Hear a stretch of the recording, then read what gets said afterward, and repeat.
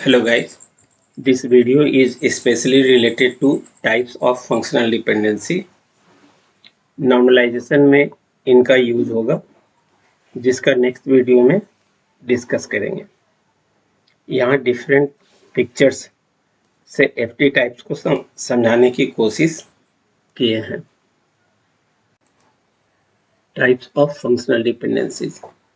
Functional dependencies can be classified into several types based on the relationship between determinant and the dependent. जैसा कि पहले हम लोग देख चुके हैं, यदि कोई functional dependency x to y हो तो x हमारा डिटर्मिनेंट कहलाएगा और y हमारा डिपेंडेंट कहलाएगा। x डिटर्मिनेंट एट्रीब्यूट और y डिपेंडेंट एट्रीब्यूट होगा। These types play a vital role in key identification, normalization, anomalies, जो तीन तरह के होते हैं: insert, update and delete elimination. Understanding these variations is essential for constructing the best relational database schema. इस काम को करने के लिए हमें डिफरेंट टेक्निकल टर्म्स की जरूरत पड़ेगी, जिसमें की है, सुपर की, कैंडिडेट की, प्राइमरी की, अल्टरनेट की and composite key, plus non prime attribute क्या है और प्राइम एट्रीब्यूट क्या है। यह हम किस चैप्टर में वीडियो में हमने बता रखा है, यहाँ सिर्फ एक ओवरव्यू देंगे। यदि इसका डिटेल्स देखना है सुपर की, कैंडिडेट की, तो उस वीडियो को देखिए जिसमें कीज के बारे में बताया गया है। सुपर की क्या है? अ सुपर की is any combination of attributes that can uniquely identify a tuple or row in a relation. It may contain redundant attributes. Candidate key. A candidate key is a minimal super key, meaning it has no unnecessary attributes. इसमें unnecessary attributes हो सकते हैं, इसमें वैसा कोई unnecessary attributes नहीं होगा। A relation can have multiple candidate keys. एक से अधिक कैंडिडेट की हो सकते हैं, जिसमें से किसी एक को हम प्राइमरी की बनाएंगे और बाकी हमारा अल्टरनेट की बनेगा। प्राइमरी की, अ प्राइमरी की is one of the candidate की selected by the database designer or DBA to identify tuples uniquely. It must be unique and not null. ये दो पॉइंट्स जरूर हमेशा माइंड में रखिएगा कि कोई भी प्राइमरी की यदि हम बना रखे हैं तो वो यूनिक होना चाहिए, उसमें डुप्लीकेसी नहीं होनी चाहिए और वो कभी नल नहीं हो सकता है। प्राइमरी की कैंडिडेट की का ही एक पार्ट है और ये डिसाइड करेगा डीबीए यानी डेटाबेस एडमिनिस्ट्रेटर और डेटाबेस डिजाइनर डिटरमाइन करेगा कि डेटाबेस को किसकी बेसिस पर हमें आइडेंटिफाई करना है और कैंडिडेट की का रेस्ट जो कैंडिडेट की होंगे वे अल्टरनेट की कहलाएंगे। इन सब स्पेशली इन तीन की का ही हम लोग यूज करते हैं डिफरेंट प्लेसेस पर, और दो और टर्म यूज करते हैं, non prime attribute and prime attribute. ये पूरी नॉर्मलाइजेशन में इस तीन और प्राइम और नॉन प्राइम एट्रीब्यूट के बारे में रिक्वायरमेंट होगा। अब ये तीनों की का क्या रिलेशन है, ये यहाँ पे दिया हुआ है कि सुपर की यूनिक होगा, मिनिमलिटी इसमें रिक्वायर्ड नहीं है, नल हो सकता है, नहीं हो सकता है, एग्जाम्पल में रोल नंबर और नेम, इसी तरह से रोल नंबर और ईमेल। कैंडिडेट की यूनिक होगा, मिनिमल भी होगा और नॉट अलाउड, नल इसमें अलाउड नहीं है, एग्जाम्पल में रोल नंबर और ईमेल। प्राइमरी की के प्रॉपर्टीज है, ये यूनिक होगा, मिनिमल होगा और इसमें नल अलाउड नहीं है, यानी ये नॉट नल होगा, एग्जाम्पल के तौर पे रोल नंबर।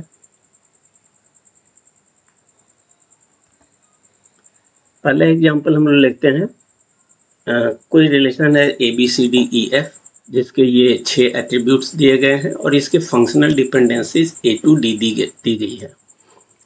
इसमें की कौन सा बनेगा, तो की के बारे में बताया गया है कि वो एट्रीब्यूट या सेट ऑफ एट्रीब्यूट्स जो रिलेशन के सारे एट्रीब्यूट्स को फाइंड आउट कर सके, की बनता है। तो इसको पता करने के लिए हम इसका क्लोजर निकालते हैं। Since all attributes are present in the right hand side, यहाँ पर A B C D E F right side, functional dependencies के राइट साइड में सारे एट्रीब्यूट्स दिए हुए हैं, इसलिए ये कहना कि इसका कौन सा की बनेगा बहुत मुश्किल है। इसके लिए हमको हर एक एट्रीब्यूट का क्लोजर निकालना होगा। तो हम सबसे पहले इसके सारे क्लोजर्स को निकालते हैं और देखते हैं कि कौन सा ऐसा एट्रीब्यूट है जिससे सारे एट्रीब्यूट को हम फाइंड आउट कर सकते हैं। तो इस RABCDEF में ABC क्लोजर को हम प्लस से दिखाते हैं। तो यदि A का क्लोजर हम निकाल रहे हैं, यहाँ पे A प्लस निकाल रहे हैं, तो A की जो डिपेंडेंसी है, A से हम BCDEF को फाइंड आउट कर सकते हैं। तो ये सारे एट्रीब्यूट यानी A B C D E and F, ये सारे एट्रीब्यूट इससे फाइंड आउट हो जा रहे हैं, इसलिए A हमारा एक की हो सकता है, लेकिन और भी बहुत सारे की हो सकते हैं। तो हम 1 by 1 हर एक को चेक करते हैं और जो भी की होंगे वो सब सुपर की के सेट होंगे। यहाँ पर A हमारा की है क्योंकि इस A से हम सारे एट्रीब्यूट्स को आइडेंटिफाई कर पा रहे हैं। इसी तरह से B का निकालें तो B से हमें केवल F को आइडेंटिफाई कर सकते हैं, इसलिए B से हम सिर्फ 2 ही एट्रीब्यूट के बारे में पता कर पा रहे हैं, B और F। इसी तरह से C से डायरेक्ट कोई डिपेंडेंसी नहीं है, तो इसका सिर्फ एक ही एट्रीब्यूट होगा रिफ्लेक्सिविटी से, और वो C होगा। यहाँ पे नल हमने दे रखा है लेकिन वो गलत है, C होगा। इसी तरह से D का निकालें तो डिपेंडेंसी के आधार पर D और E, D से D और E ये सिर्फ 2 ही आइडेंटिफाई हो रहे हैं और किसी पर कोई डिपेंडेंट नहीं है।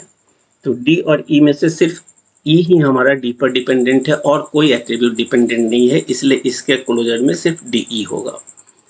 अब ABCD से तो हमने चेक कर लिया, E से भी आप चेक कर सकते हैं, E का भी कोई पर्टिकुलर एट्रीब्यूट नहीं आएगा, E से सिर्फ E ही मिलेगा। इसी तरह से F से भी हमारा कोई फंक्शनल डिपेंडेंसी नहीं है, वो भी नहीं आएंगे, तो ये सब की नहीं हो सकते हैं। अब A तो हमारा एक की हो गया, हम इसका कॉम्बिनेशन देखें, किसी 2 एट्रीब्यूट के कॉम्बिनेशन से क्या हमारा सारा एट्रीब्यूट आ सकता है। यदि हम BC को रखें तो BC से हमको ADEF, तो 4 यहाँ पे है और 2 इधर है, 4 2 6, यानी सारे एट्रीब्यूट्स को हम आइडेंटिफाई कर सकते हैं, तो BC भी हमारा की हो सकता है। इस तरह से हम AB को देखें तो AB से भी हमारा आ सकता है, क्योंकि A से हमको मिल रहा है BCDEF, ये 5 है और ये 1 है, तो 5 और 1 6 मिल गए हमारे A से हमारे 6 मिल गए, तो B तो यहाँ पर है, इससे भी आप रख सकते हैं, यानी AB भी हमारा की बन सकता है। अब AC से बनेगा कि नहीं, तो इसका एक आसान तरीका है कि जिसका भी हम क्लोजर निकाल रहे हैं उस क्लोजर में यदि कोई ऐसा एट्रीब्यूट या सेट ऑफ एट्रीब्यूट्स हो जो ऑलरेडी की है या कैंडिडेट की है या सुपर की है, तो इस AB में चूंकि A हमारा एक की है, इसलिए फर्दर चेक करने की कोई ज़रूरत नहीं, इससे सारे एट्रीब्यूट्स आइडेंटिफाई होंगे। इसी तरह से AC में 1 से हमारा सारा चीज़ अवेलेबल है, इसलिए ये भी मेरा की बनेगा। ऐसे ही A से जो भी स्टार्ट होंगे वो सब हमारे की हो जाएंगे, तो ये भी हमारे की है, ये भी की है। इस सारे से हम सारे एट्रीब्यूट्स को फाइंड आउट कर सकते हैं। आप चेक कर सकते हैं, ऊपर भी अब BD होगा कि नहीं, BD से आप चेक करेंगे तो BDEF मिलेगा, BE से BEF केवल मिल रहा है, इससे हमारा ये मिल रहा है। ये सब चीज़ हमने दे रखा है, आप ध्यान से देखिएगा। 2 से सिर्फ इतने ही बन सकते हैं और ये हमारे सारे की फील्ड हैं और ए भी हमारा की है, तो इसको हमने अपने सुपर की में रख लिया, A B C A B A C A D A E A F. अब 3 का यदि हम कम्बिनेशन लें तो क्या इससे हमारे सारे एट्रीब्यूट मिलेंगे? ऑफ कोर्स मिलेंगे, क्योंकि ए से ही हमको सारे मिल जाएंगे, तो बाकी को चेक करने की ज़रूरत ही नहीं है, BC से तो मिलना ही है। इसी तरह से ABD में A है, चूंकि एक सब प्रॉपर सबसेट है ABD कैंडिडेट की का या सुपर की का, इसलिए इससे भी पूरा मिलेगा। तो ये इस तरह से बहुत सारे हमारे की बन सकते हैं, और जो जो सारे की बन सकते हैं 3 कैरेक्टर तक का वो हमने यहाँ पे दे रखा है। ACD में A चुकी है तो बाकी चेक करने की ज़रूरत ही नहीं है, ACE में भी A है। इस तरह से बहुत सारे की बन सकते हैं। जितने भी की बनेंगे वो सब के सब हमारे सुपर की होंगे, और इस सुपर की में जो सबसे मिनिमल हो, तो मिनिमल हमारा यहाँ पर ए है जिससे सारे को आइडेंटिफाई कर पा रहे हैं, वो हमारा कैंडिडेट की होगा। यहाँ BC और AB होगा क्या है? AB हमारा नहीं होगा, क्योंकि AB का एक एट्रीब्यूट हमारा ऑलरेडी मिनिमल है जो A है, और वो कैंडिडेट की बन चुका है। तो जो कैंडिडेट की यदि किसी सुपर की के अंदर कोई कैंडिडेट की आ रहा है तो हम वैसे को कैंडिडेट की नहीं बनाएंगे, इसलिए AB को हम कैंडिडेट की नहीं बनाएंगे, AC को भी नहीं बना सकते, AD को भी नहीं बना सकते, क्योंकि A ऑलरेडी एक मिनिमल कैंडिडेट की मिल चुका है। AF भी नहीं बनेगा, इसमें से बाकी कोई नहीं बनेंगे। एक BC है जिसमें A हमारा कैंडिडेट की नहीं है, तो BC भी हमारा कैंडिडेट की बन सकता है। तो कैंडिडेट की के लिए 2 चीज़ होते हैं कि या तो उसमें मिनिमम एट्रीब्यूट हो, और दूसरा यदि सेट ऑफ एट्रीब्यूट्स है तो उस सेट ऑफ एट्रीब्यूट्स में जो मिनिमल कैंडिडेट की बन चुका है उसका सबसेट नहीं होना चाहिए उसका। इसमें जैसे कि यहाँ AB में हमारा A ऑलरेडी कैंडिडेट की बन चुका है मिनिमलिटी के आधार पर, जो ऊपर आपको हमने डेफिनेशन बताया है। तो A चूंकि ऑलरेडी आ चुका है इसलिए AB को हम नहीं बना सकते हैं, ये मिनिमल नहीं होगा। लेकिन BC को हम बनाएंगे, क्यों? क्योंकि BC से हम सारे एट्रीब्यूट को फाइंड आउट भी कर रहे हैं, और BC में इससे पहले जो भी एट्रीब्यूट आए हैं कैंडिडेट की में उसका कोई प्रॉपर सबसेट नहीं है। तो यहाँ पर कैंडिडेट की हमारा इस पूरे सुपर की में सिर्फ 2 हो गए। अब इस 2 में जो सिंगल एट्रीब्यूट है वो सिंगल कैंडिडेट की कहलाएगा, और जिसमें एक से अधिक एट्रीब्यूट है उसको हम कंपोजिट कैंडिडेट की कहेंगे। तो कंपोजिट की का मतलब हो गया वैसा की जिसमें एक से ज़्यादा एट्रीब्यूट हो। तो यहाँ BC भी है, AB भी है, AC भी है, AD भी है, बहुत सारे हो सकते हैं। हमने यहाँ से BC को यहाँ पे दिखाया है, आप ये सारे भी हमारे कंपोजिट की के अंदर आएंगे जिसमें एक से ज़्यादा एट्रीब्यूट यूज हुए हैं। प्राइम एट्रीब्यूट क्या होते हैं? जो कैंडिडेट की के एट्रीब्यूट्स हैं यहाँ पे ABC, वो हमारे प्राइम एट्रीब्यूट कहलाते हैं। और सारे एट्रीब्यूट में प्राइम एट्रीब्यूट को हटा दें, ABCDEF में से ABC को हटा दें, तो जो रिमेनिंग एट्रीब्यूट बच गया वो हमारा नॉन प्राइम एट्रीब्यूट होता है। सुपर की से हम नहीं निकालते हैं, जब भी हम निकालते हैं कैंडिडेट की से निकालते हैं प्राइम एट्रीब्यूट और नॉन प्राइम एट्रीब्यूट। अब DBA डिसाइड करेगा कि कैंडिडेट की में किसको हमें प्राइमरी की रखना है। तो इस ABC में यदि एफिशिएंसी के पॉइंट ऑफ व्यू से देखें कि सिर्फ एक चीज़ के पता करने से बाकी सारी चीज़ों को पता कर सकते हैं, तो एफिशिएंसी पॉइंट ऑफ व्यू से A सही है। लेकिन कभी कभी यूज़ के आधार पर देखा जाता है कि सिंगल एट्रीब्यूट की जगह पे मल्टीपल एट्रीब्यूट को रखना ज़्यादा उचित है। और एग्जाम्पल, यदि हम किसी पर्सन को आइडेंटिफाई कर रहे हैं उसके आधार नंबर पर, तो उसकी सारी इंफॉर्मेशन हमको मिल सकती है। लेकिन उस पर्सन को यदि आधार नंबर नहीं पता हो तो हम उसका नाम और डेट ऑफ बर्थ से भी आइडेंटिफाई कर सकते हैं। तो ये अब डिसाइड करेगा डीबीए कि ए को रखना ज़्यादा उचित है या बीसी को। यदि एफिशिएंसी के पॉइंट ऑफ व्यू से देखें तो ए ज़्यादा बेटर है, और यदि यूज़ के आधार पर देखें तो कंपोजिट की ज़्यादा बेस्ट होगा।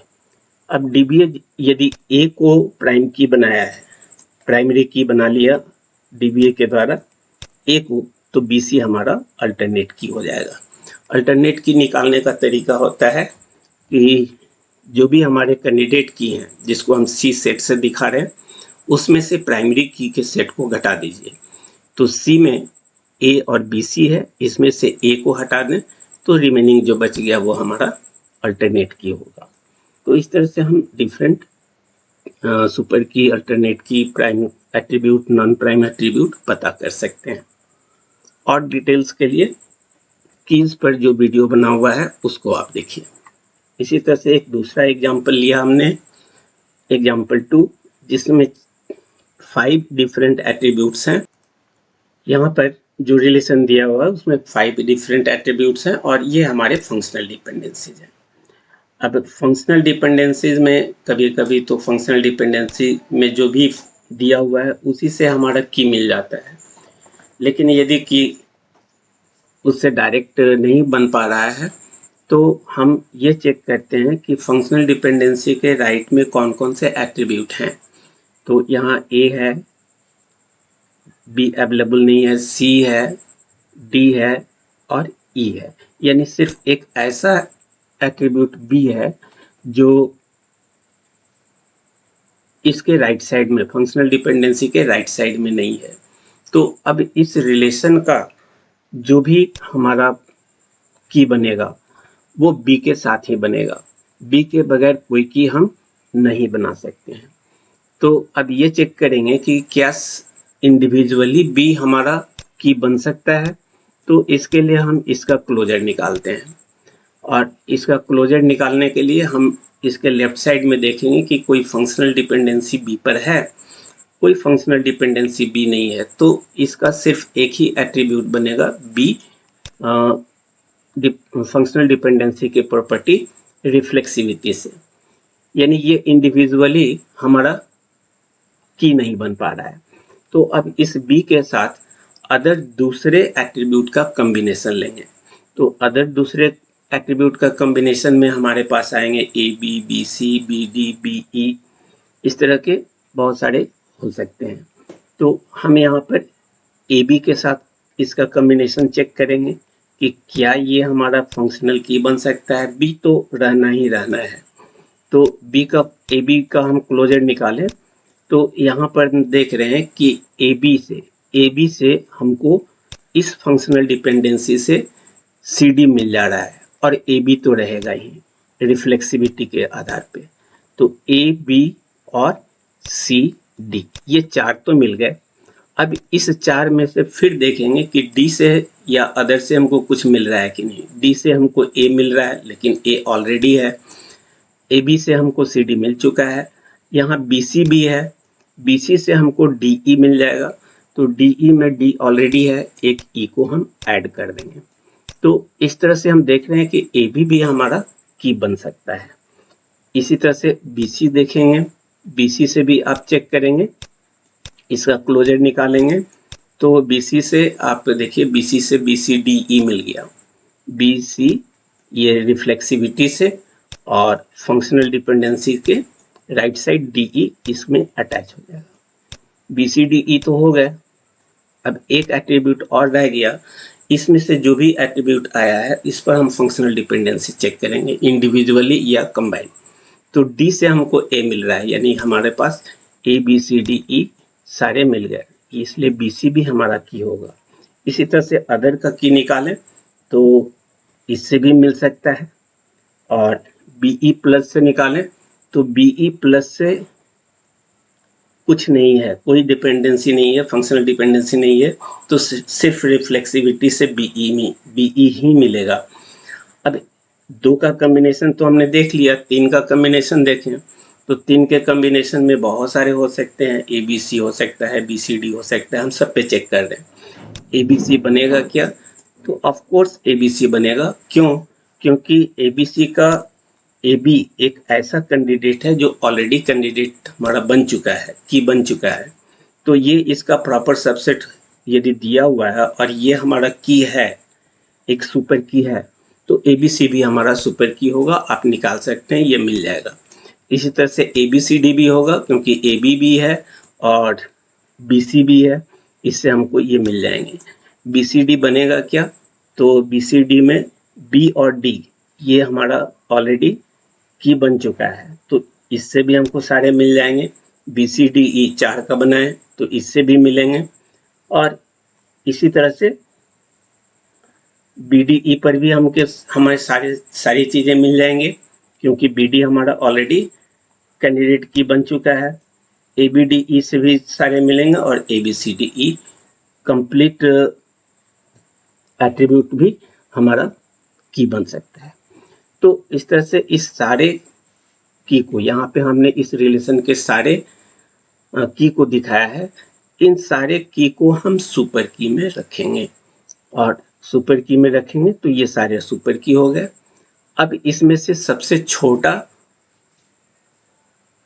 मिनिमल की कौन सा है? तो AB है, क्योंकि AB का इंडिविजुअल कुछ अवेलेबल नहीं है, A और B है नहीं, इसलिए AB बन सकता है। क्या BC बनेगा?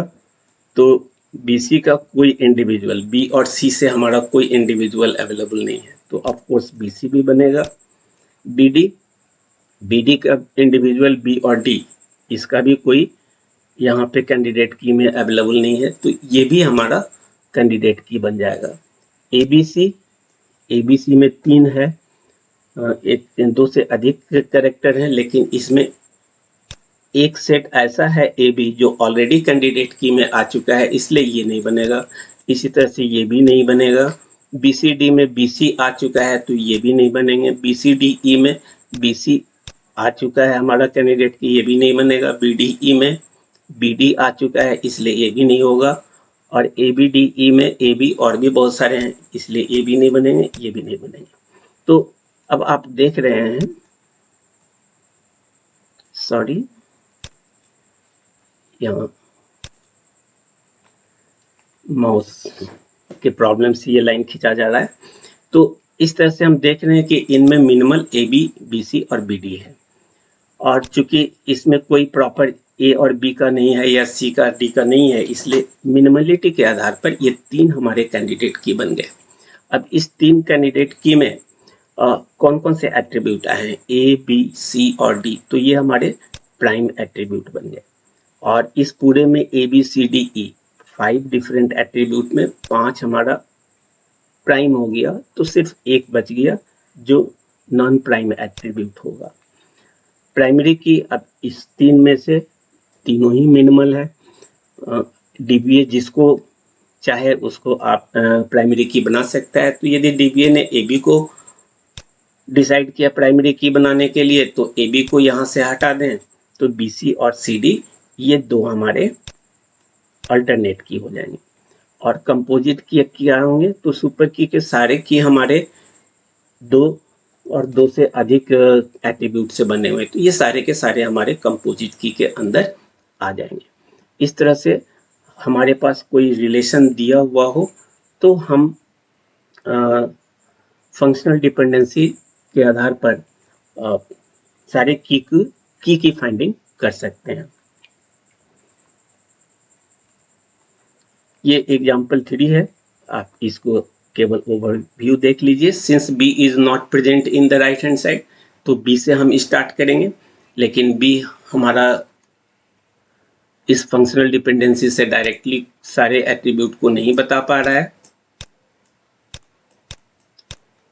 B पर कोई फंक्शनल डिपेंडेंसी नहीं है, D से A, C से BD, AB से C, इसलिए रिफ्लेक्सिविटी के आधार पर केवल B ही इसका एक एट्रीब्यूट बनेगा। अगेन ए से हम चेक कर सकते हैं, लेकिन ए से भी नहीं बनेगा क्योंकि ए लेफ्ट साइड में कहीं भी फंक्शनल डिपेंडेंसीज में नहीं है, एफ डिस यानी फंक्शनल डिपेंडेंसी।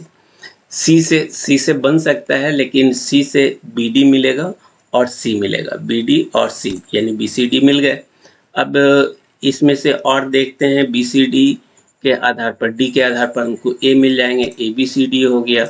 अब इस सारे एट्रीब्यूट से फंक्शनल डिपेंडेंसी में देखें तो इससे हमको अदर कुछ मिल रहे हैं, अदर की ज़रूरत ही नहीं है, सारी चीज़ें मिल गई।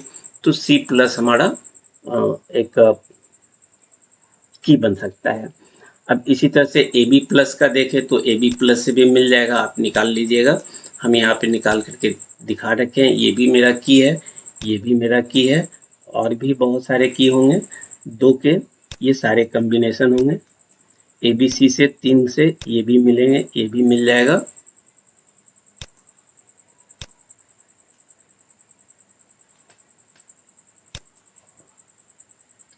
तो इतने सारे इसके डिफरेंट कीज बन सकते हैं। इस सारे को हम अपने सुपर की में रखेंगे और इसमें मिनिमल फाइंड आउट करेंगे। तो मिनिमल तो हमारा सी है, सी को रख लिया। अब क्या ए बी बनेगा? ऑफ कोर्स बनेगा, क्योंकि सी हमारा कैंडिडेट की बना है मिनिमल, और ए बी में सी का कोई प्रॉपर सबसेट नहीं है, तो ए भी मेरा बनेगा कैंडिडेट की। और क्या ए सी बनेगा? नहीं बनेगा, क्योंकि सी ऑलरेडी आ चुका है, इसका एक प्रॉपर सबसेट है, तो ये नहीं बनेगा। ये भी नहीं बनेगा, सी आ चुका है। बी डी बनेगा क्या? बी डी बनेगा, क्योंकि बी और डी से कोई इंडिविजुअल यहाँ पे अवेलेबल नहीं है, तो ये भी हमारा कैंडिडेट की होगा। सी डी बनेगा नहीं, क्योंकि सी आ चुका है। अब आगे यदि आप चेक करेंगे तो कोई नहीं आएगा, ए बी सी में सी आ चुका है, ए बी भी आ चुका है, इसलिए ये भी नहीं बनेंगे। ए बी डी में ये भी नहीं बनेगा, ये भी नहीं बनेगा। इस तरह से आप देखेंगे ये भी नहीं बनेंगे, तो ये सब हमारे नहीं बन सकते हैं, क्योंकि मिनिमल भी नहीं है और नो प्रॉपर सबसेट का केस है। तो इस दोनों रूल से हमारा कैंडिडेट के सिर्फ 3 ही मिला, सी, ए बी और बी डी। अब इसमें कैंडिडेट की में जो जो एट्रीब्यूट आए हैं, ए बी सी डी, ये 4 हमारे प्राइम एट्रीब्यूट हो गए, और इसके लिए नॉन प्राइम एट्रीब्यूट हमारा कुछ भी नहीं बचा, यानी नल हो गया। अब इसमें से हम किसी एक को डीबीए डिसाइड करेगा। यदि सी को डिसाइड किया तो सी के सेट में से प्राइमरी की का सी को घटा दें तो ए बी और बी डी ये 2 हमारे अल्टरनेट की हो जाएंगे, और सी को छोड़ बाकी सारे, चूंकि एक से अधिक एट्रीब्यूट से बने हुए की हैं, इसलिए सब के सब हमारे कंपोजिट की होंगे। इसी चीज को हम यहाँ ग्राफ से दिखा रहे हैं कि जितने भी हमारे की होते हैं डीबीएमएस और आरडीबीएमएस में, वो सब सुपर की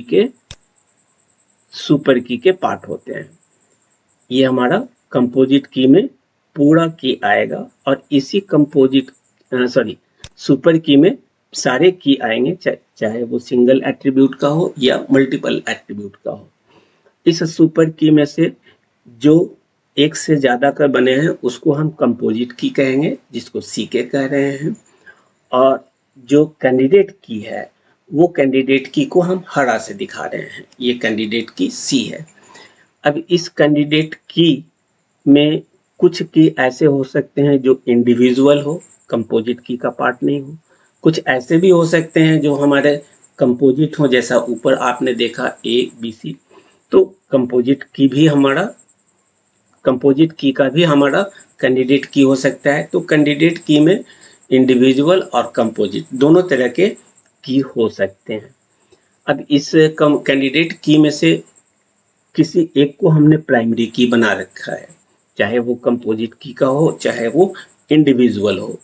तो उसको यदि हमने प्राइमरी की बना रखा है तो इस कैंडिडेट की का रिमेनिंग जो पोर्शन हो जाएगा वो अल्टरनेट की होगा, और इसको हम निकालने के लिए अल्टरनेट की के सेट को ए से डिनोट किए हैं, कैंडिडेट की के सेट को C से डिनोट किए हैं और प्राइमरी की के सेट को P से दिखाए हैं। तो C माइनस P जो बच गए वो ये ग्रीन से है और येलो में जो है वो हमारा प्राइमरी होगा।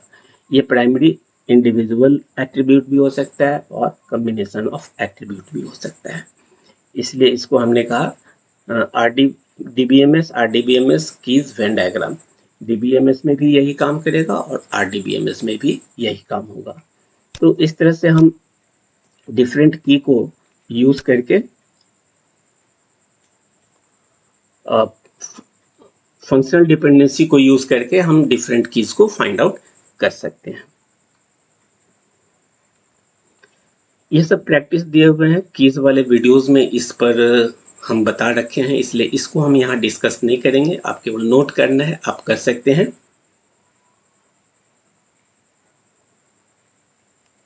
इसका डिस्क्रिप्शन उस वीडियो में दिया हुआ है जिसमें कीज इन DBMS और RDBMS का वीडियो है, उसका लिंक डिस्क्रिप्शन में दे देंगे, आप देख लीजिएगा। इस प्लेलिस्ट में भी दिया हुआ है। ये प्रैक्टिस 3 है। अब हम लोग आते हैं फंक्शनल डिपेंडेंसी के टाइप्स पर। तो ऊपर डेफिनेशन में बताया था कि फंक्शनल डिपेंडेंसी कई तरह के होते हैं, सेवरल तरीके के हो सकते हैं। तो सबसे पहला functional dependency trivial functional dependency कहलाता है, जिसको शॉर्ट में TFD भी कह सकते हैं। अब ट्रिवियल फंक्शनल डिपेंडेंसी कहता है कि यदि कोई डिपेंडेंसी x to y दिया हुआ है, यदि कोई डिपेंडेंसी x to y दिया हुआ है और y सबसेट है x का, तो प्रॉपर सबसेट है x का, तो ये ट्रिवियल हो जाएगा। जैसे ऊपर के एग्जांपल में आपने देखा AB टू यदि A दिया हुआ है, तो यहाँ पर A हमारा y है जो कि इस की का एक पार्ट है, प्रॉपर सबसेट है। तो इस तरह का जो भी फंक्शनल डिपेंडेंसी होगा वो ट्रिवियल फंक्शनल डिपेंडेंसी कहलाएगा। यानी ये A is the subset of proper subset of AB, इसका प्रॉपर सबसेट AB का है, इसलिए ये ट्रिवियल कहलाएगा। यदि ऐसा कहीं पर भी हो तो हम कहेंगे कि वो ट्रिवियल फंक्शनल डिपेंडेंसी है। इसमें दो हो सकते हैं, AB से आप B को भी डिटरमाइन यदि कर रहे हैं तब भी ये ट्रिवियल ही कहलाएगा, क्योंकि B is the subset of AB। B is the subset of AB। तो ये हमारा ट्रिवियल फंक्शनल डिपेंडेंसी को पहचानने का तरीका है और जनरली हर एक जगह पे इस तरह का यूज होता है। और इस ट्रिवियल फंक्शनल डिपेंडेंसी का बहुत कम इम्प्लीमेंटेशन होगा। ये लिस्ट इस तरह से दिया हुआ है जिसमें ऊपर में जो भी ट्रिवियल फंक्शनल डिपेंडेंसी है उनका इम्प्लीमेंटेशन कम है और नीचे जो होगा उसका इम्प्लीमेंटेशन हाई होगा, जो दूसरे फिगर से समझाएंगे फिर। तो फंक्शनल डिपेंडेंसी का पहला हो गया ट्रिवियल। इसी का उल्टा है कि नॉन ट्रिवियल फंक्शनल डिपेंडेंसी क्या है। तो यदि x to y है और y is not subset of x, y का कोई सबसेट x में नहीं है, जैसे इस तरह का हम कह सकते हैं AB to C, तो यहाँ पर C इसका प्रॉपर सबसेट नहीं है, इसकी का प्रॉपर सबसेट नहीं है, इसलिए ये नॉन ट्रिवियल कहलाएगा। और नॉन ट्रिवियल में दो तरह के डिपेंडेंसी होते हैं, जिसको फुल फंक्शनल डिपेंडेंसी और पार्शियल फंक्शनल डिपेंडेंसी कहते हैं। तो इस फिगर से, इस नोटेशन से मैथमेटिकली आप ट्रिवियल फंक्शनल डिपेंडेंसी को आइडेंटिफाई कर सकते हैं और इस नोटेशन से आप नॉन ट्रिवियल को पता कर सकते हैं। जैसे ये हमारा नॉन ट्रिवियल होगा और ये हमारा ट्रिवियल होगा, क्योंकि A is the proper subset of AB but C is not proper subset of AB, तो ये नॉन ट्रिवियल का केस होगा। अब इसमें दो तरह के नॉन ट्रिवियल के फंक्शनल डिपेंडेंसी होते हैं। ये हमारा 1 नंबर है, इसका सबसे कम यूज होता है, उससे इससे ज़्यादा इम्प्लीमेंटेशन इस 2 का है और इसमें भी इसका इम्प्लीमेंटेशन ज़्यादा होगा और इससे ज़्यादा इम्प्लीमेंटेशन हमारा इस 4 का होगा। इसी तरह से इम्प्लीमेंटेशन देखा जाए तो इसका 5th पे होगा, और इसके नीचे जो हमारा दिया हुआ है ये 6th है, और सबसे ज़्यादा इम्प्लीमेंटेशन इस ज्वाइंट डिपेंडेंसी का हमारे डेटाबेस डिजाइनिंग में होता है। अब किस फंक्शनल डिपेंडेंसी से कौन सा नॉर्मल फॉर्म हमें पता चलेगा, ये यहाँ पे हम दिखा रखे हैं। एक तो आपने इसका इम्प्लीमेंटेशन ऑर्डर देख लिया, 1 2 3 4 5 6 और लास्ट में ज्वाइंट डिपेंडेंसी 7। अब फुल फंक्शनल डिपेंडेंसी क्या है? यदि कोई हमारा x है जो कैंडिडेट की है, ऊपर हमने बता रखा है, और इससे डिटरमाइन हो रहा है कोई नॉन प्राइम एट्रीब्यूट, y हमारा नॉन प्राइम एट्रीब्यूट हो जो इस कैंडिडेट की पर डिपेंडेंट हो, तो एक्स वाई जो कि एक कंपोजिट कैंडिडेट की होगा, यदि ऐसा है, और z हमारा नॉन प्राइम एट्रीब्यूट है, तो z is not a part of X Y, इसका कोई पार्ट नहीं है, इसलिए ये हमारा नॉन ट्रिवियल होगा। और नॉन ट्रिवियल है तो चूंकि हम ऊपर देख चुके हैं कि मेरा जो की होता है वो की दो नेचर का हो सकता है, एक होता है हमारा सिंगल एट्रीब्यूट का कैंडिडेट की भी हो सकता है, और मल्टीपल एट्रीब्यूट का भी हो सकता है। यदि सिंगल का है तब तो वो फुल फंक्शनल डिपेंडेंसी होगी ही। यदि x टू y दे रहे हैं, x टू x होगा तब फुल फंक्शनल नहीं होगा, लेकिन x टू y यदि दे दिए तो ये इंडिविजुअल एट्रीब्यूट का की है, तो ये ऑब्वियसली फुल फंक्शनल डिपेंडेंसी होगा।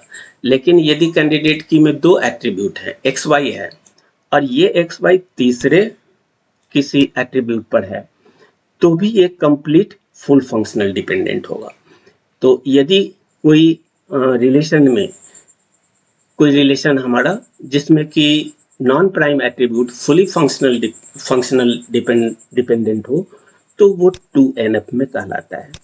इसीलिए यदि सिंगल एट्रीब्यूट का है तो इसका रिलेशन होगा RXY, और यदि मल्टीपल एट्रीब्यूट का कोई कैंडिडेट की है जिसको XY कह रहे हैं, तो XY और Z ये इसका रिलेशन होगा। और ये दोनों ही रिलेशन यदि सिंगल का है तो ये, और एक से ज़्यादा का है तो ये, इस तरह का कोई कंडीशन हो तो ये दोनों ही टेबल, चाहे वो XY नेचर का हो या XYZ और अदर नॉन प्राइम एट्रीब्यूट हो, वो 2NF में होगा।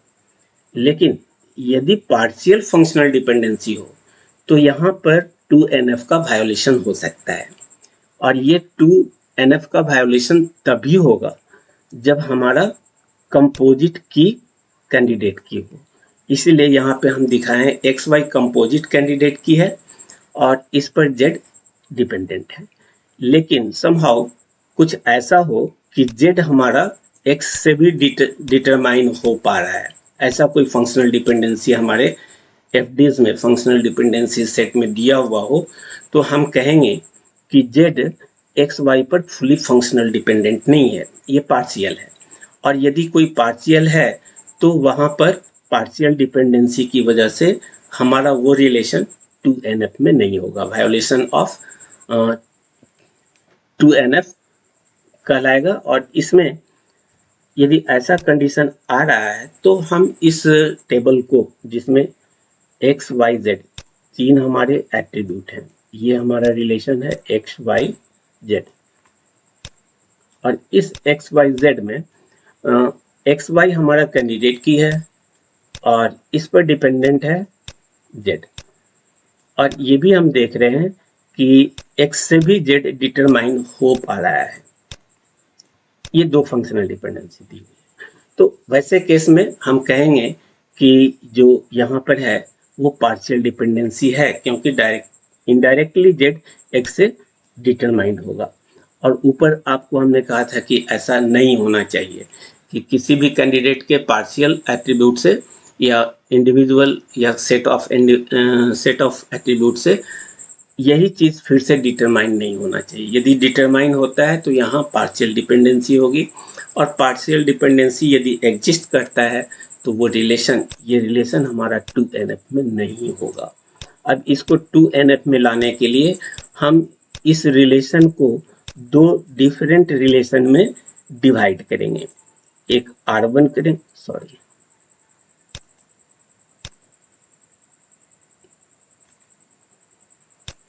एक R1 करेंगे, R1 रखेंगे और दूसरा R2 रखेंगे।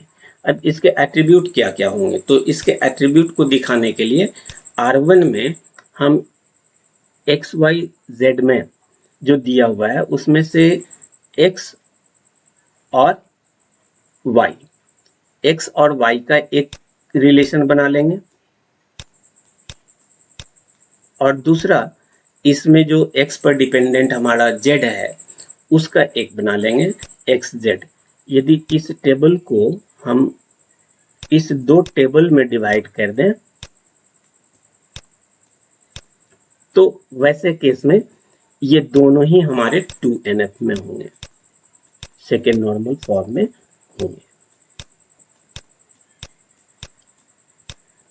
इस तरह से हम इस फंक्शनल डिपेंडेंसी से पार्शियल फंक्शनल डिपेंडेंसी के आधार पर हम चेक करेंगे कि हमारा रिलेशन 2NF में है कि नहीं। यही चीज हमने यहाँ दिखा रखा है कि जो रिलेशन R दिया हुआ है उसको दो रिलेशन में डिवाइड कर दीजिए, यानी डिकम्पोज कर दीजिए। और इस पर इनडायरेक्टली क्वेश्चंस बहुत सारे होते हैं जो हम नॉर्मलाइजेशन के बाद की वीडियो में वो क्वेश्चन डिस्कस करेंगे, बहुत इंपॉर्टेंट है। तो ये फुल फंक्शनल डिपेंडेंसी में हमारा 2NF होगा ही, लेकिन कंपोजिट की का केस हो और उस केस में पार्शियल डिपेंडेंसी हो तो 2NF वायलेशन होता है और इसको डिकम्पोज करके हम 2NF में एक से ज़्यादा टेबल में डिवाइड करके 2NF में टेबल को लाते हैं।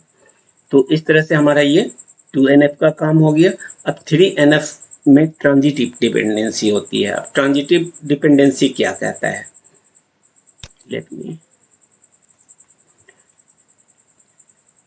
ट्रांजिटिव डिपेंडेंसी क्या कहता है, यदि हमारे पास तीन एट्रीब्यूट हों जिसमें X to Y, यानी Y को हम X से डिटरमाइन कर रहे हों और Y से हम Z को डिटरमाइन कर रहे हैं, यदि ऐसा तीन एट्रीब्यूट में है तो ये हमको बताता है कि X से हम इनडायरेक्टली Z को डिटरमाइन कर सकते हैं। तीसरे एट्रीब्यूट से हम Z को तीसरे एट्रीब्यूट को हम इस X से डिटरमाइन कर सकते हैं। तो ऐसा यदि कहीं पर है, किसी टेबल में, किसी रिलेशन में ऐसा कोई कंडीशन है तो वहां पे ट्रांजिटिव डिपेंडेंसी होगा।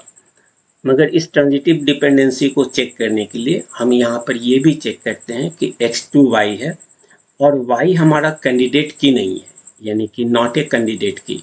यदि ये कैंडिडेट की नहीं है तो ये हमारा क्या कहलाएगा, नॉन प्राइम एट्रीब्यूट कहलाएगा। और Z हमारा ऑलरेडी नॉन प्राइम एट्रीब्यूट है, Z हमारा नॉन प्राइम एट्रीब्यूट है और Y मेरा भी नॉन प्राइम एट्रीब्यूट हो, या उसको आप कह सकते हैं कि Y हमारा कैंडिडेट की नहीं हो, तो यहाँ पर हम ये कह सकते हैं कि Y हमारा नॉन प्राइम एट्रीब्यूट है और Z भी हमारा नॉन प्राइम एट्रीब्यूट है। नॉट कैंडिडेट की कहने का मतलब नॉन प्राइम एट्रीब्यूट, तो क्योंकि वही एट्रीब्यूट प्राइम हो सकता है जो कैंडिडेट की में नहीं हो, तो ये खुद ही कैंडिडेट की नहीं है तो ये तो एनपी में होना ही है। तो दो नॉन प्राइम एट्रीब्यूट के बीच ऐसा कहीं रिलेशन हो तो वहाँ ट्रांजिटिव डिपेंडेंसी होती है और इस ट्रांजिटिव डिपेंडेंसी को डिकम्पोजिशन के आधार पर या डिकम्पोजिशन के थ्रू हम इसको 3NF में ला सकते हैं। तो कंडीशन यही है कि X to Y हो, Y to Z हो, जिसमें Y नॉट कैंडिडेट की हो यानी NPA हो और Z NPA हो यानी नॉन प्राइम एट्रीब्यूट हो। तो X to Z डिटरमाइन होता है, यानी कि Z हमारा नॉन प्राइम एट्रीब्यूट है और X हमारा कैंडिडेट की है। तो ऐसा दोनों कंडीशन यदि मिल रहा है, यानी ये ट्रांजिटिव डिपेंडेंसी मिल रही है, तो यहाँ वायलेशन ऑफ 3NF कहलाएगा और ये टेबल हमारा 3NF में नहीं होगा। अब इसको 3NF में लाने का क्या तरीका है, तो हमारा रिलेशन RxYZ होगा, इसको हम दो टेबल में डिवाइड करेंगे, R1 और R2। R1 में रखेंगे x और y का, और इस x y में y जो हमारा है इस पर z है, तो y और z का एक दूसरा रिलेशन बना देंगे। अब R1 XY और R2 YZ ये दो टेबल मिल गए, और ये दोनों ही टेबल अब हमारा 3NF में होगा। तो आपने देखा 2NF को, 3NF को। अब हम लोग चलते हैं मल्टी वैल्यूड पे। मल्टी वैल्यूड और मल्टी वैल्यूड डिपेंडेंसी, ये दो चीजें होती है। यदि मल्टी वैल्यूड है तो 1NF का प्रॉब्लम आएगा। अब ये 1NF का प्रॉब्लम क्या है, मान लीजिए कि रोल नंबर 1 है, नेम हमारा ए है, और ये रोल नंबर 1 दो कोर्स में है। कोर्स मान लीजिए कि हमारा दिया हुआ है MCA में भी इनरोल्ड है, और IoT के कोर्स में भी इनरोल्ड है, एक से ज़्यादा कोर्स में इनरोल्ड है। ये रोल नंबर हो गया, ये नेम हो गया, और ये हमारा कोर्स है। ये तीन हमारे एट्रीब्यूट बने हुए हैं। तो यहाँ पर कोर्स देख रहे हैं कि रोल नंबर यदि कैंडिडेट की बनाते हैं तो रोल नंबर 1 पर दो दो वैल्यूज दिए हुए हैं, दो दो कोर्स दिए हुए हैं। कोई भी स्टूडेंट एक से ज़्यादा कोर्स में एडमिशन ले सकता है। तो यहाँ पर ये एटॉमिक नहीं है, यानी यहाँ मल्टी वैल्यूड एट्रीब्यूट हो गया। सी हमारा मल्टी वैल्यूड एट्रीब्यूट हो गया, जो कि इस वन पे डिपेंडेंट है। तो अब चूंकि यहाँ ऐसा केस आ रहा है, तो ये मल्टी वैल्यूड एट्रीब्यूट का केस कहलाएगा, और इसको 1NF में लाने के लिए हमको इसको दो रो में डिवाइड करना होगा, 1A और फिर MCA, और दूसरा फिर से हमको लिखना होगा 1A IoT internet of things. तो ये हमारा दो डिफरेंट कोर्स हो गए। अब यहाँ पर कोई भी मल्टी वैल्यू डिपेंडेंसी नहीं होगी, लेकिन यहाँ पर ए का रिपीटेशन हो गया, जो कि नॉन प्राइम एट्रीब्यूट है, तो ये भी नहीं होना चाहिए। तो ये तो हमारा 1NF में नहीं था। इस 1NF में मल्टी वैल्यूड को यदि हमने हटा दिया तो ये टेबल हमारा अब 1NF में आ जाएगा, जिसमें कि कोई भी एट्रीब्यूट मल्टी वैल्यूड नहीं होंगे। तो इसको आगे हम लोग फर्स्ट नॉर्मल फॉर्म में डिटेल्स में देखेंगे। यही चीज हम दे रखे हैं कि x पर y का मल्टीपल वैल्यूज हो तो ये नॉन एटॉमिक होगा। एक पर दो दो वैल्यूज दिए हुए हैं, तो x इसको x मान ले, इसको y मान ले, तो x पर मल्टीपल वैल्यूज हैं, इसलिए x2 डबल इंप्लाइज कहेंगे, जो कि नॉन एटॉमिक होगा। तो इसको हम यदि एटॉमिक में इस तरीके से डिवाइड कर दें तो ये 1NF में हमारा चला आएगा। ये 1NF में होगा, और ये ऊपर वाला 1NF में नहीं होगा। तो ये हो गया मल्टी वैल्यू की बेसिस पर 1NF को आइडेंटिफाई करना और उसको रिमूव करना। इसी तरह से जनरली जो दिखाया जाता है वो 4NF, 1NF, 3NF किस तरह से हो रहे हैं, जनरली स्टूडेंट को पता नहीं चलता है, और हमने भी देखा तो बहुत सारे जगहों पे पता नहीं चलता है कि कहाँ पे क्या करना है। तो इसको हम यहाँ पे दिखाया कि मल्टी वैल्यूड से तीन नॉर्मलाइजेशन कंसेप्ट आएंगे। एक तो 1NF का हो गया, लेकिन अब एक दूसरा कंडीशन ऐसा भी हो सकता है कि रोल नंबर 1 का नेम ए है, कोर्स में ये रखा है, और इसका दो दो मोबाइल फोन इसका दो दो हो, तो यहाँ भी मल्टी वैल्यूड हो गया। यानी इस x पर C हमारा मल्टी वैल्यूड है। तो मल्टी वैल्यूड है तो इसको हम डबल रो से दिखाते हैं, और इसी x पर उसका मोबाइल नंबर ये भी डबल वैल्यूज दिखा रहा है, या मोर देन 2 वैल्यूज दिखा रहे हैं। तो ये मोबाइल फोन भी हमारा इस पर मल्टी वैल्यूड हो गया। अब इस तरह का यदि दो मिल रहे हैं तो यहाँ पर 4NF का केस आता है। यही चीज हम आपको यहाँ दिखा रहे हैं कि यदि x पर y भी मल्टी वैल्यूड हो और x पर z भी मल्टी वैल्यूड हो तो यदि इसको हम दो टेबल xy और xz में डिवाइड करें तो ऐसा हो सकता है कि उन दोनों टेबल को कंबाइन करने पर फिर से हमको ओरिजिनल टेबल ना मिले। तो ये हमारा दो केस होता है और इसी दो केस को हम सॉल्व करते हैं ज्वाइंट डिपेंडेंसी से। यदि एक ही एट्रीब्यूट पर more than 2 attribute multi valued हो तो ये मल्टी वैल्यूड डिपेंडेंसी यहाँ पे आएगा और इसको यदि हम एक से अधिक रिलेशन में तोड़ दें तो तोड़ने के बाद यदि उन दोनों को, इस पर कोई रिलेशन R है, इसको हमने डिवाइड कर दिया R1 में, डिकम्पोज कर दिया R1 और R2 में मल्टी वैल्यूड को हटाने के लिए, तो क्या R1 और R2 को अगेन ज्वाइन करने पर R मिल रहा है? यदि मिल जाता है तो वो लॉसलेस ज्वाइन डिपेंडेंसी, इसको कहते हैं ज्वाइन। दोनों को मिलाने पर क्या हमको फिर से वही रिलेशन मिल रहा है जो ओरिजिनल दिया हुआ है? यदि मिलता है तो लॉसलेस ज्वाइन डिपेंडेंसी होगी और ये 4NF में होगा। लेकिन यदि ज्वाइन करने से हमारा जो रिलेशन मिल रहा है वो कुछ एक्स्ट्रा टपल्स या कुछ टपल्स नहीं मिल पा रहे हों ओरिजिनल से, तो वैसे में वो लॉसी ज्वाइन डिपेंडेंसी कहलाएगा और यदि लॉसी हो गया तो वो नॉट इन 4NF में होगा। इसी ज्वाइंट डिपेंडेंसी को इस तरह से हम लोग हैंडल करते हैं कि उसमें ओरिजिनल टेबल का सारा एट्रीब्यूट आ जाए। यदि आता है तो लॉसलेस हुआ और नहीं आता है तो लॉसी हुआ। लॉसी के केस में ये 4NF में नहीं होगा और लॉसलेस आता है तो ये 4NF में होगा और इसको हमें डिकम्पोज करना होगा। ये 4NF का केस है और इसी तरह से 5NF में भी लॉसलेस का केस होता है। ये काफ़ी इम्पोर्टेंट फिगर है स्टूडेंट्स, इसलिए इसको ध्यान से देखिए। यदि इसको आप समझ गए तो आगे नॉर्मलाइजेशन बहुत आसान हो जाएगा हम लोगों के लिए। तो यदि x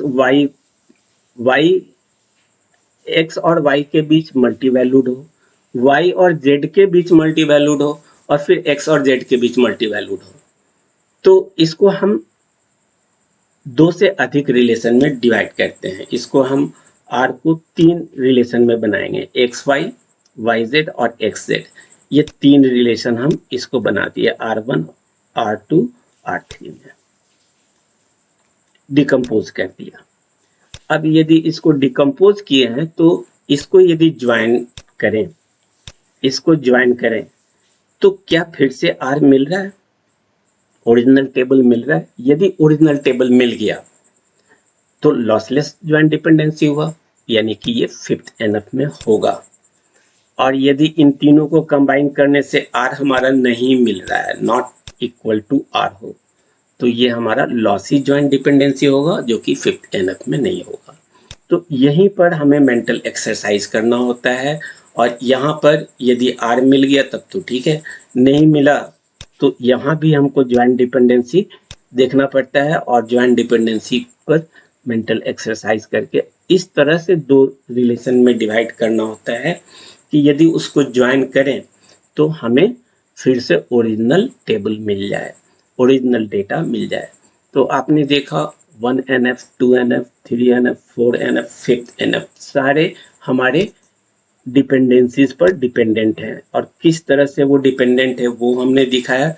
फिर फर्दर नॉर्मलाइजेशन में हम इसको 1 by 1 इंडिविजुअली देखेंगे और वहाँ डिटेल्स देखेंगे कि रियल लाइफ प्रॉब्लम कैसे सॉल्व करते हैं और R equal to ABCD like that question दिया हुआ है तो आप उसको कैसे सॉल्व करेंगे। काफ़ी इम्पोर्टेंट है स्टूडेंट, वहाँ पे दोनों तरह के क्वेश्चन हमारे एग्जामिनेशन में हर एग्जाम में पूछा है जो कि नॉर्मलाइजेशन के बाद के क्वेश्चंस में बताएंगे, जैसा फर्स्ट वीडियो में हमने बताया था। अब BCNF क्या होता है? तो BCNF कहता है कि जितने भी हमारे फंक्शनल डिपेंडेंसीज हैं x2y में ये सारे कैंडिडेट की यदि सुपर की हो, ये x हमारा सुपर की हो और ये हमारा प्राइम एट्रीब्यूट हो या नॉन प्राइम एट्रीब्यूट हो, कोई भी हो, इसके प्राइम और नॉन प्राइम एट्रीब्यूट से हमको कोई प्रॉब्लम नहीं है। यानी डिपेंडेंट हमारा नॉन प्राइम एट्रीब्यूट भी हो सकता है और प्राइम एट्रीब्यूट भी हो सकता है, लेकिन x हमारा ऑलवेज सुपर की होना चाहिए। तो इसीलिए यहाँ पे लिखा है फॉर ऑल x, जो कि हमारा सुपर की है, पर डिपेंडेंट हो कोई प्राइम एट्रीब्यूट या नॉन प्राइम एट्रीब्यूट, तो ये BCNF का केस होगा।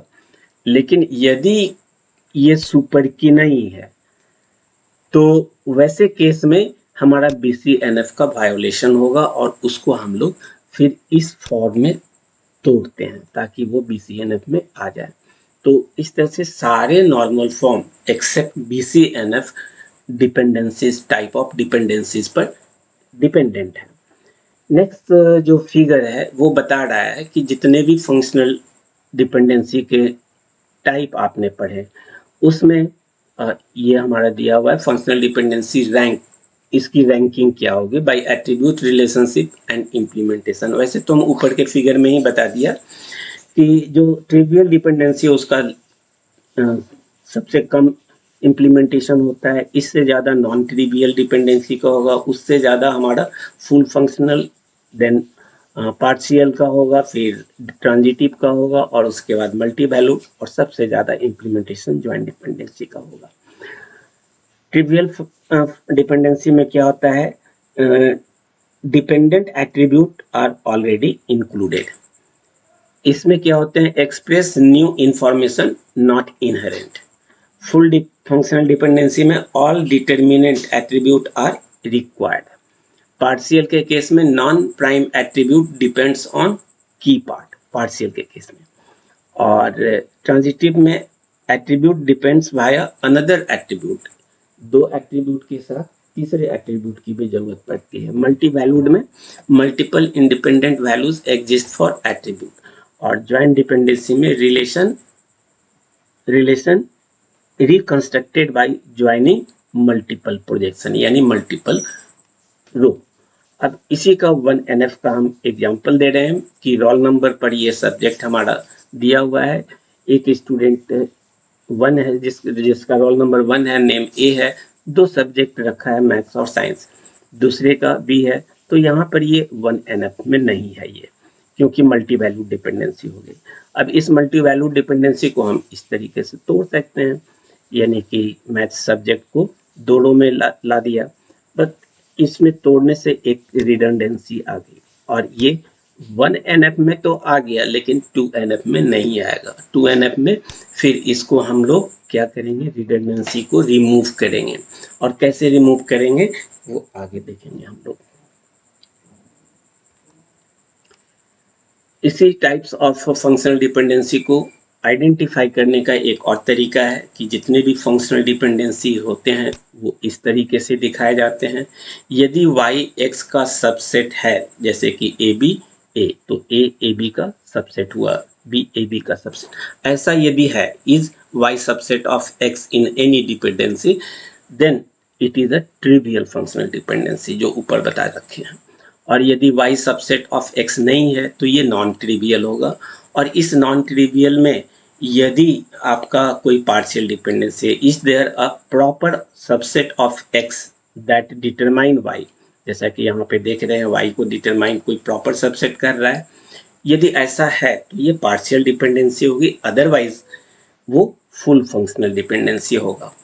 और फुल फंक्शनल डिपेंडेंसी में यदि थर्ड एट्रीब्यूट की जरूरत पड़ रही है तो वो ट्रांजिटिव डिपेंडेंसी कहलाएगी, और थर्ड एट्रीब्यूट की जरूरत नहीं है तो मल्टी वैल्यूड डिपेंडेंसी होगी। और मल्टी वैल्यूड डिपेंडेंसी है तो ज्वाइंट डिपेंडेंसी चेक करते हैं कि जितने भी प्रोजेक्टेड रिलेशन है या डिकम्पोज्ड रिलेशन है उनसे ओरिजिनल रिलेशन आता है या नहीं। आ गया तो सही है, अदरवाइज हम उसको रिकंस्ट्रक्ट करते हैं, जो कि ऊपर वाले फिगर में हमने दिखाया। अब इसमें अदर डिपेंडेंसी से क्या क्या चीज़ें होती है। यदि हमारा ट्रिवियल है तो ऑलवेज ये होना ही है, लिमिटेड यूज होता है इसका। ट्रिवियल के बाद नॉन ट्रिवियल होता है, तो नॉन ट्रिवियल मीनिंगफुल इन नॉर्मलाइजेशन एक्सप्रेस न्यू इंफॉर्मेशन, इससे नए इंफॉर्मेशन मिल सकते हैं। नॉन ट्रिवियल में यदि फुल फंक्शनल डिपेंडेंसी है तो ensures all attributes required, non trivial होगा। और यदि पार्शियल है तो 2NF का वायोलेशन होगा, उसको एलिमिनेट करना होगा। देन ट्रांजिटिव डिपेंडेंसी आती है, तो ट्रांजिटिव डिपेंडेंसी में तीसरी एट्रीब्यूट की जरूरत पड़ती है जो कि 3NF को वायोलेट करता है, तो उसको हमें रिमूव करना होगा। और ट्रांजिटिव डिपेंडेंसी के बाद हमारे पास मल्टी वैल्यूड आते हैं, जिस पर डिटेक्ट रिडंडेंसी को चेक करते हैं और उसको एलिमिनेट करते हैं। मल्टी वैल्यूड से ही हम ज्वाइंट डिपेंडेंसी को यूज करेंगे। तो ये डिफरेंट फिगर से हमने टाइप ऑफ डिपेंडेंसी को समझाने की कोशिश किया। अब लिटरेचर फॉर्म में कैसे हम लोग कह सकते हैं कि किस में कौन सी डिपेंडेंसी है और कैसे पहचानेंगे। अब सारे डिपेंडेंसीज को लिटरेचर में कैसे हम लोग देखेंगे। तो ट्रिवियल फंक्शनल डिपेंडेंसी, वैसे तो इसका सारा इम्पोर्टेंट कंसेप्ट हम ऊपर के सारे डिफरेंट फिगर्स में समझाने की कोशिश किया है, लेकिन एग्जामिनेशन में लिखेंगे कैसे। A functional dependency x to y is said to be trivial if y is subset of x, यानी y यदि डिटर्मिनेंट का कोई पार्ट हो तो वैसे केस में ये ट्रिवियल होता है। This means the dependent attributes, this is the dependent attributes are already included in the determinant, इसके अंदर included होता है। जैसा कि ऊपर हमने बताया AB2 A दिया हुआ है तो A इसके साथ included है, ये dependent है और ये determinant है, already included in the determinant. Trivial dependencies always hold and are of limited use in determining database constraints, जो ऊपर के रैंकिंग में बता चुके हैं, रैंकिंग वाले फिगर में। But they are foundational for inference rules such as Armstrong axioms, जो इसके पहले कीज वाले फंक्शनल डिपेंडेंसी के प्रॉपर्टीज में बता रखे थे। एग्जाम्पल में रिलेशन आर ए बी है, the dependency AB to A यदि है तो it is a trivial since A is subset of AB, और ऐसा हम लिख सकते हैं A to B 1x, here AB to A holds trivially because A is already part of the determinant set of the candidate key. Non-trivial क्या होगा? A functional dependency x to y is non-trivial if y is not subset of the x. Y is not subset of the x. These are the most meaningful types of functional dependencies in normalization. आगे हम लोग देखेंगे इस पर। दो second normal form हमारा dependent होता है, and design since they express new information not inherent in the determinant. Example in the relation student ID and student name, student name is functionally dependent on student ID। It is non trivial क्योंकि इसका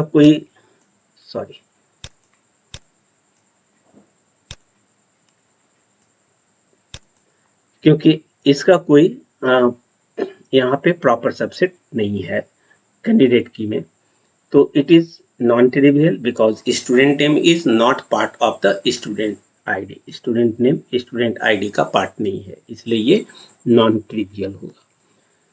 full functional dependency, a full functional dependency x to y is a full functional dependency if it is non-trivial, यदि ये non-trivial है तो full functional होगा, and there is no proper subset of x that functionally determine y, इसका कोई भी proper subset नहीं है जो y को determine करता हो। This ensures that all attributes in the determinant are required.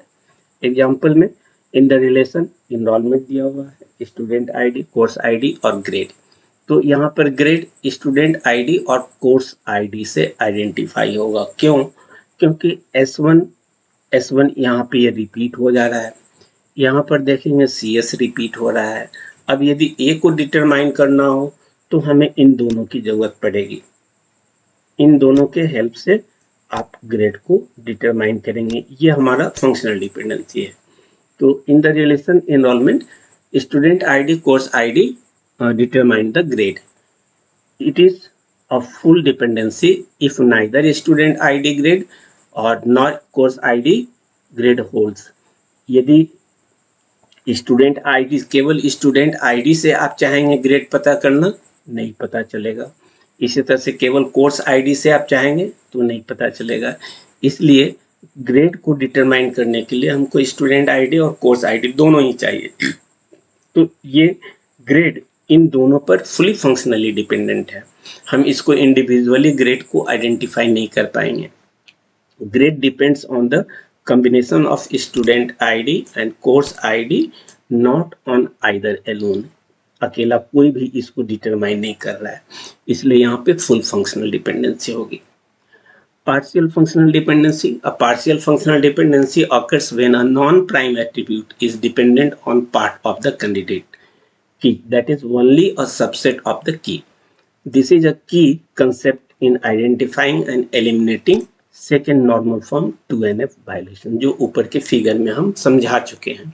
यहाँ जस्ट रियल लाइफ एग्जांपल बता रहे हैं। In the relation course ID, instructor ID, instructor name, और यहाँ पर कोर्स आईडी, इंस्ट्रक्टर आईडी हमारा एक कंपोजिट की है।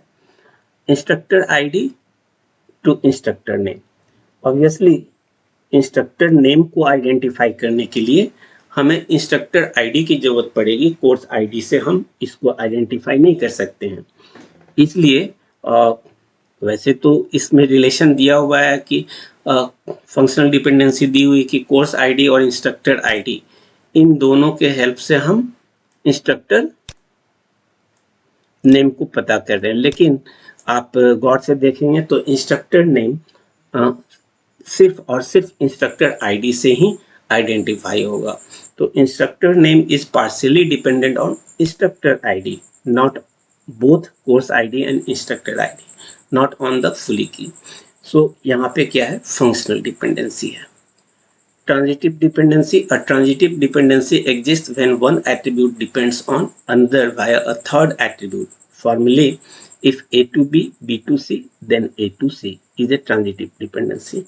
This violates the third normal form 3NF when C is non-prime attribute and B is not a candidate key. यानी non-prime to non-prime relation नहीं होना चाहिए। यदि ऐसा है तो थर्ड NF वायलेशन होगा और उसको हटाना होगा। गाइस, वीडियो थोड़ा बड़ा हो रहा है, सॉरी, लेकिन ऐसा टॉपिक है कि इसको हम दो पार्ट में डिवाइड नहीं कर सकते, तो थोड़ी सी पैसेंस रखें। Example in relation employee ID, department ID, department name. Suppose employee ID to department ID, department ID to department name. Employee ID to department name transitive हो जाएगा। एम्प्लॉय आईडी से डिपार्टमेंट आईडी पता कर रहे हैं, department ID से department name पता कर रहे हैं, तो एम्प्लॉय आईडी से डिपार्टमेंट नेम भी पता किया जा सकता है, जो ट्रांजिटिव है। इसी को यहाँ पे दिखा रखे हैं, E1, E2, D1, D2, CSIT दिया हुआ है। वैसे तो इसको हम ऊपर बता चुके हैं, इसलिए ज़्यादा इसमें बताने की जरूरत नहीं है।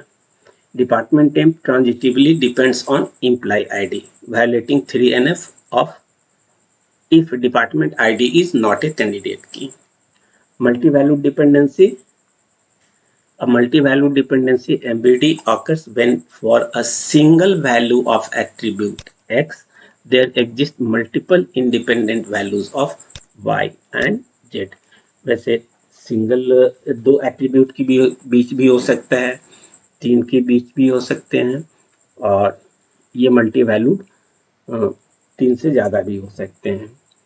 It is written X to double arrow Y, ये मल्टी वैल्यूड डिपेंडेंसी का सिंबल है। MVD are crucial in detecting and eliminating redundancy in fourth normal form. Fourth normal form में इसकी जरूरत पड़ेगी। In a book title author genre relation, a book में have multiple authors and multiple genres.